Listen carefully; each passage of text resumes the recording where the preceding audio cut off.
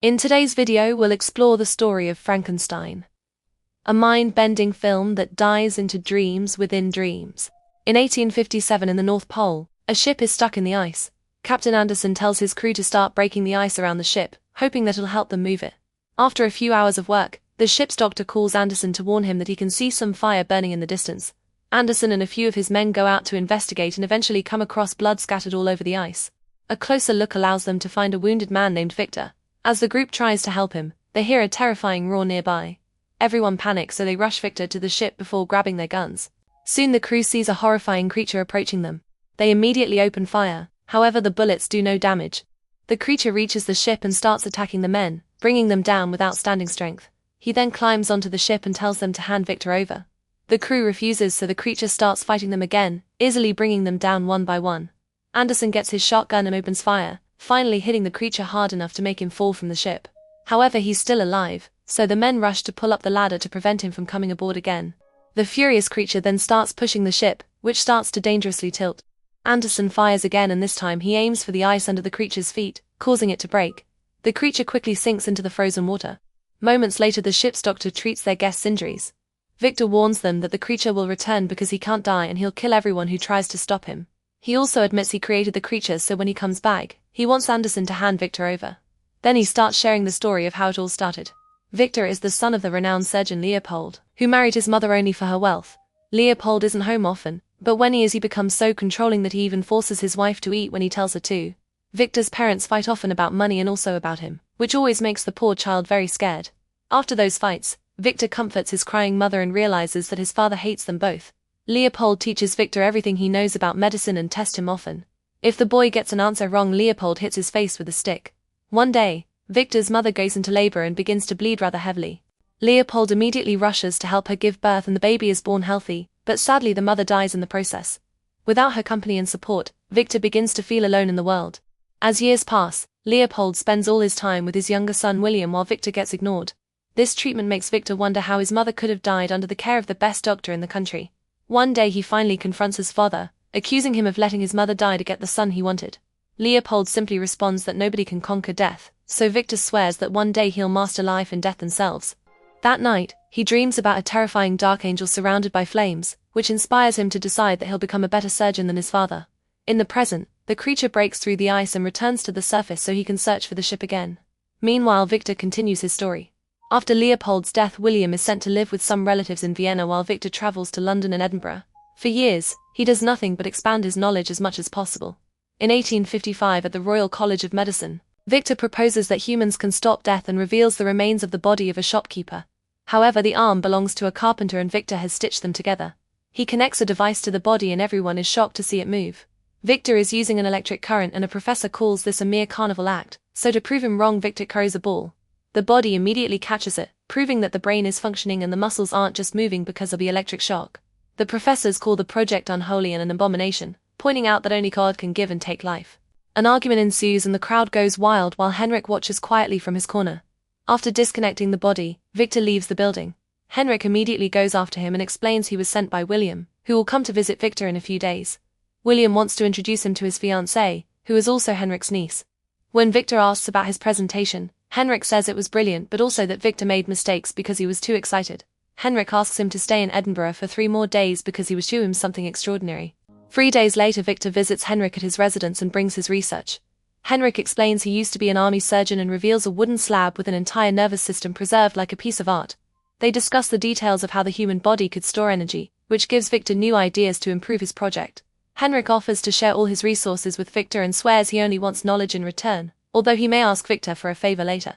Victor says he'll think about it and leaves to finally meet with his brother. William introduces Victor to his fiancée Elizabeth and they have dinner together. However, the mood is immediately soured when William says Victor has always been an attention seeker and Elizabeth calls him a fool. In the present, Victor starts coughing up blood, so the doctor gives him some medicine. Suddenly the crew outside begins to yell and a man comes to get Anderson.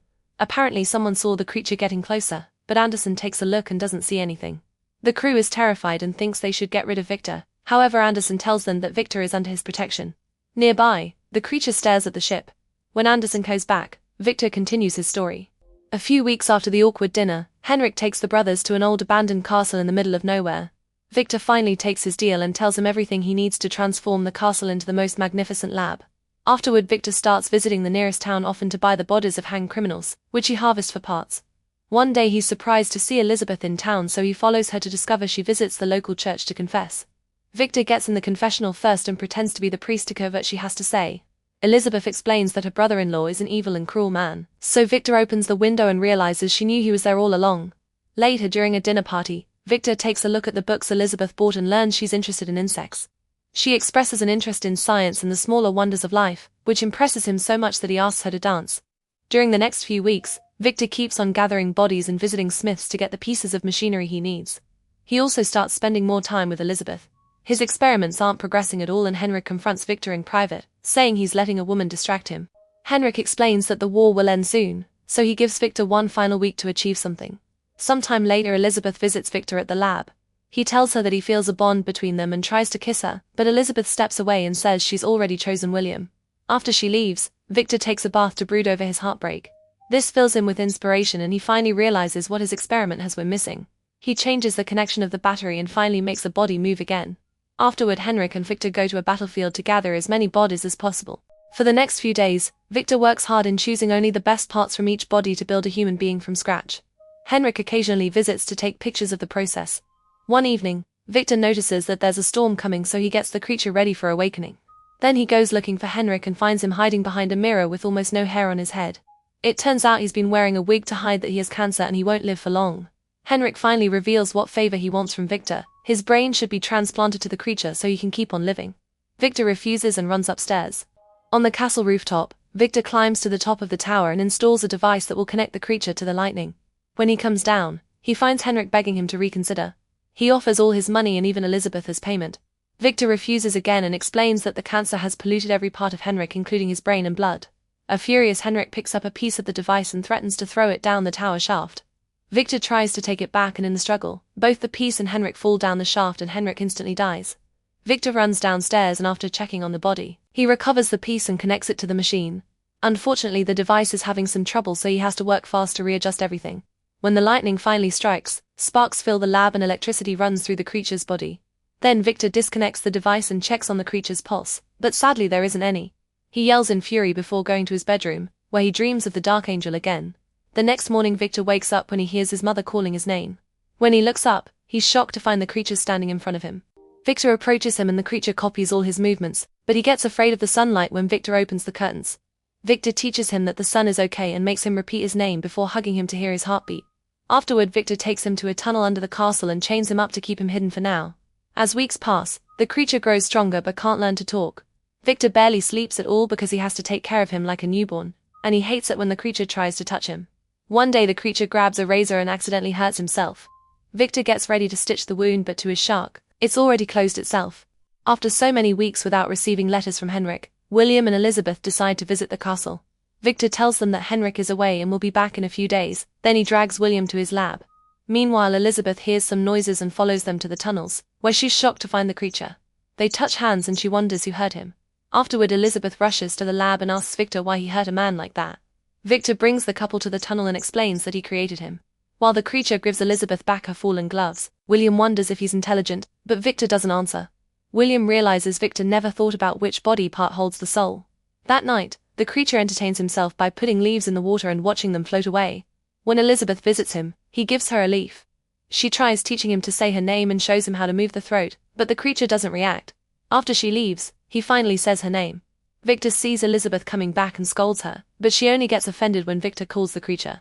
Then Victor rants about the creature's lack of intelligence and blames it on a brain connection failing. However, Elizabeth thinks she saw understanding in the creature's eyes and calls Victor a monster for playing God.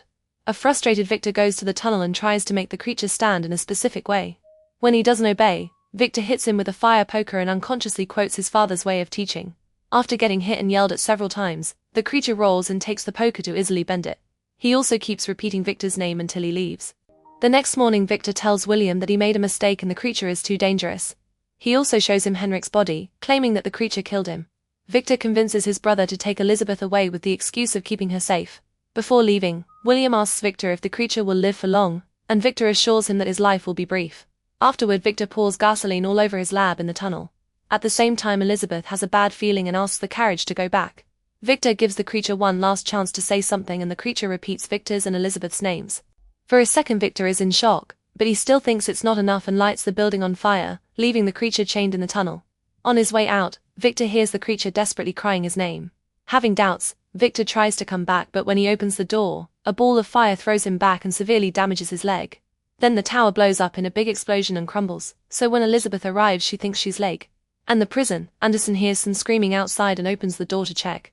The creature appears and immediately brings him down, intending to kill him. Victor yells to stop him and asks him to take him instead. When Anderson tells him to end them both, the creature decides that the captain deserves to hear his side of the story. During the fire, parts of the device fall down the shaft and scare the creature. In his panic, he manages to break his shackles and escapes by sliding down the drain, falling into the ocean right before the big explosion. Sometime later, the creature wakes up on the shore. He wanders around and enters the forest, where he finds the skeletons of all the bodies Victor used in a jacket that he puts on. He's amazed by the sight of deer and feeds them berries before eating some himself. Suddenly a gunshot hits a deer in the head and it falls dead. The creature turns around to find two hunters, who are so terrified by the sight of a monster that they shoot him too. The bullets make him bleed but don't kill him, so the creature runs away. After wandering for a while, he finds a farm and hides in the shed. He falls asleep while staring at the rats. The next morning, the creature hears the hunters come back and tell their family what happened. Two of the family members are an old blind man and a little girl. The creature spies on them through the cracks in the walls and sometimes follows them to the forest because he's very moved by how gently and lovingly they behave toward each other. The old man is also teaching the girl how to read, and by following these lessons the creature learns how to talk. With every day that passes, the creature wishes he could be part of this lovely family, so he does things for them in secret, like leaving wood outside the house and fixing their fences. The blind man tells the girl that this is the work of forest spirits, and they leave offerings that the creature happily takes for himself. One day, a pack of wolves surrounds the farm and starts killing the sheep. The creature watches in shock as the hunters shoot down the wolves and learns that not all violence comes from hate. Sometimes someone just gets killed for being who they are. Sometime later, the family leaves for the winter and the blind man is left alone, so the creature enters the main house. The old man receives him kindly, thinking he's a traveler. When the creature accidentally breaks a bottle, he becomes afraid because he expects punishment, but the old man continues to be nice to him. He realizes that this stranger is the person who has been helping them in secret, so he invites him to stay with him and calls him a friend, even hugging him. For the next few days, the creature and the blind man spend all their time together. They go on walks and the creature gets to read many different books. He also reveals he doesn't remember anything about his life before waking up on the shore, although sometimes he dreams about some mysterious man in the word Victor. The old man tells him to follow the images he sees in his dream, so the creature searches the area until he finds the destroyed castle. Among the debris, he discovers Victor's notes and Henrik's photographs, which finally tell him where he comes from. On an envelope, he reads Victor's full name and his address in the city. When the creature returns to the farm, he's horrified to find the wolves in the main house. He rushes inside and the beasts attack him, so he fights back and kills a few of them in the most savage ways. The other wolves get scared and quickly run away.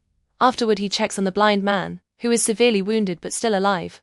The creature explains that he's learned he's a monster. However, the blind man corrects him and says he's a friend before he dies. At that moment, the hunters come back and recognize the creature from the deer incident. They think he killed the old man, so they open fire and even stab the creature, but since he doesn't die, they step away in fear. The creature goes outside and the hunters shoot him a few times until he collapses. Then the hunters leave, thinking he's dead. A few hours later, the creature wakes up once his wounds are healed. He realizes he'll never be able to die, so instead he wants a companion for his eternal life. Meanwhile, Victor has lost a leg and wears a prosthetic.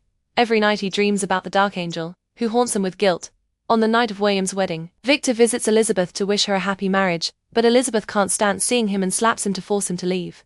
It's then revealed that she still has the creature's leaf. Victor returns to his room and finds the balcony door open. When he turns around, the creature comes out of the shadows and asks Victor to make him a companion. Victor refuses to make another monster, so the creature starts throwing him around the room, destroying all the furniture. Elizabeth hears the noise and rushes to Victor's room, getting emotional when she gets to reunite with the creature. Victor uses the distraction to grab his gun and tries to shoot his creation, but Elizabeth defends him and gets shot instead. The noises attract William and all the guests, so Victor tells them that the creature killed Elizabeth. The men jump on the creature to try to capture him, but he's very strong and easily throws everyone off, severely hurting them in the process. Then Elizabeth asks the creature to take her with him, so he picks her up and leaves the room. As they cross the reception area, the rest of the guests step away in horror. Meanwhile, Victor checks on William, who blames his brother for everything and says that Victor is the real monster before dying. In a cave nearby, the creature puts Elizabeth down. She says that she never found her place in the world, but she's found it in the creature, which has made her eternal. When she finally dies, the creature has a breakdown. Soon Victor enters the cave too, and the creature pushes him against the wall, breaking Victor's nose while asking him to kill the creation that he started. Then he runs out of the cave, taunting Victor into a chase. Hungry for revenge, Victor follows the creature for weeks, and eventually the chase takes them to the North Pole. After shopping for ammo and dynamite, Victor camps on the ice and waits in his tent. When the creature tries to come in, Victor shoots his hand and causes him to move away. The creature then surprises Victor from behind and drags him out, accidentally knocking out a lamp that sets the tent on fire. The creature then breaks Victor's only leg and cracks his hand when Victor tries to stab him. He takes the knife and stabs Victor on the shoulder before checking his bag. When the creature finds the dynamite, he hopes this will finally do the trick. He forces Victor to light it before letting him run away. However, because of his injuries, Victor can't move fast enough. The dynamite explodes and the shockwave sends Victor rolling down a snow dune, yet the creature is still alive. This is when the crew finds them. In the present, Victor holds the creature's hand and finally apologizes, calling the creature my son and telling him to keep on living. The creature says he forgives him and Victor dies in peace as the creature kisses him on the forehead, calling him father. Afterward, Anderson makes his men step away and lets the creature leave. As thanks, the creature pushes the ship to finally free it from the ice. As the ship sails away, the creature stares at the sun like Victor taught him. And that's how this story comes to an end, a tale of love, loss, and redemption. Thanks for watching Film Fan Fiction. If you enjoyed this video, make sure to hit like, subscribe, and ring the bell icon so you never miss the next story. See you in the next video, where every movie tells a new story.